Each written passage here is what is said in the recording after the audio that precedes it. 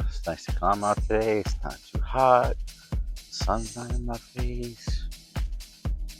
So I started this Ask Me Anything series about 2 weeks ago, where I opened up the floor for anybody to ask me any type of question they wanted to, whether it be about my health situation or the business.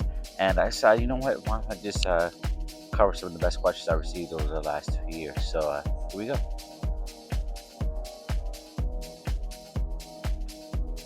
The turning point for me actually taking a risk on myself and just stepping out there on my comfort zone came in 2019. I was working as a store manager for a company that I won't name. I hated what I was doing. I wasn't happy. I saw changes in myself that I didn't like, and I decided that couldn't be me. And why not just go for it, see what happens? Here I am 6 years later, debt free. I don't have any investors, and I'm doing it my way, slowly but surely, and making sure that I'm offering great products rather than trying to chase a dollar. You can make any type of product, you put it in the market and sell like anything, but if your intentions aren't right, then it's not going to work. So, slow steady is really what I'm doing. So, the name Artist Apothec actually means craft pharmacy, and it's in Latin.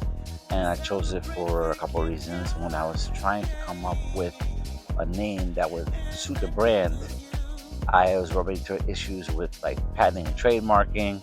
Also, algorithmically, when you look up things online, you go through the alphabet from A to Z. So I knew it needs something closer to the A than the Z side. And the former name Stock Stay Supply Cosmetics really didn't speak to skincare, and specifically men's skincare, and that's what I offer. So I knew I needed that to be different.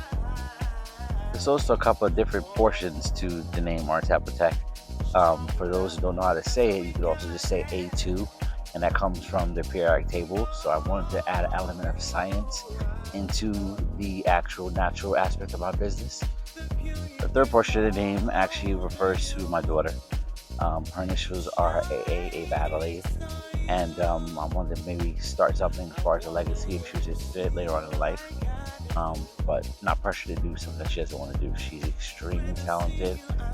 She loves taking part in the creative process as well as doing events, everything like that. So I encourage her to do things that she wants to do, but the doors are open wherever she wants. So we'll see what happens. So in the early winter of 2022, I got really sick from COVID. I didn't realize how sick I was, and I almost paid for it dearly. It's not something I want to go into right now because it's a long story. It's a lot. There will come a time for that, I assure you. But what I will say is that it actually made me a better person, even though I went through so much. Being physically forced to lay down for 3 years and let my body just rest and recover for a couple of things in life. One, don't work too hard. It's not worth it. You're easily replaceable.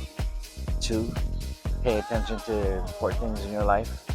You really take for granted the little things as far as just being able to walk around, freely, run, dance, and those things I'm going to get back to, but it's going to take some time. The most valuable portion of this experience was having the time to just think, peel back the onion, see the things that I liked and didn't like about myself, and where I really needed to change. And being forced to sit down and not be able to move, be still, allows you the opportunity to really do some soul searching. And if you're wise enough, you'll take advantage of that and do what's right for you.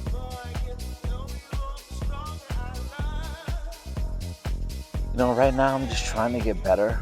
I'm finally able to walk and also ride a bike and be able to get in the pool and do some physical training to strengthen my legs back up because they took a beating. But I'm thankful and fortunate for what God gave me and the feet that I do have to be able to go through so much. And I'm just focused on that right now. Other things will come in time. Your dreams are yours, not everybody else's. So expecting your friends and family to support you is nice, but really not realistic. You'll find over time that you have to prove yourself and get to a certain level and have others give you your flowers before you get those from people that you really love. Trust. Not saying that everybody's like that, but that's usually the case. So just don't take it personal. You know, you can't have big dream conversations with people with small minds. Just what it is. On the flip side, I say keep the ones that ride or die with you and support you close to you at all times, because you need that support. You never know when you might be having a down moment, and that little bit of courage and support will help you keep going. It's kind of a balancing act, really. All the products that I make are near and dear to me, but there are a couple that have a little bit more of an impact on clients and people that have come across my life that actually help them with issues they have with their skin. Eczema cream comes to mind. I was able to clear out my niece's severe eczema on her neck within 3 months. I'd also say the hair crack is really, really important to me. It's something that's been 5 years in the making. I finally got to a point where I feel like it's perfect and doesn't need any changes. And it's a slow and steady type of product, It's not something that's gonna wow you overnight, but it will knock your socks off over time. So, yeah, that one's very special.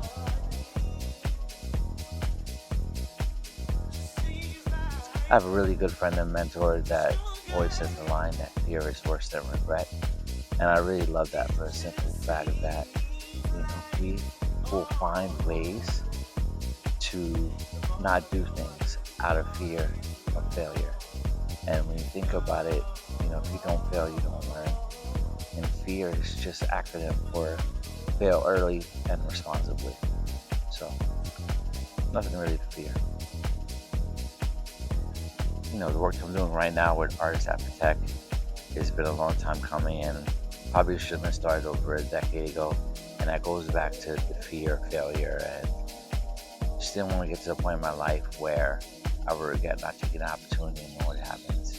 And I'm so glad that I did,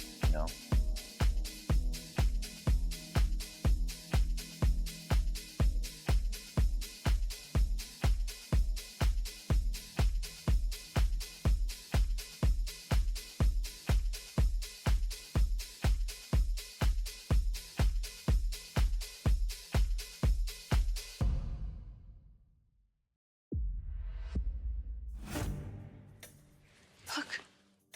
What is this? It's the most important box in the world.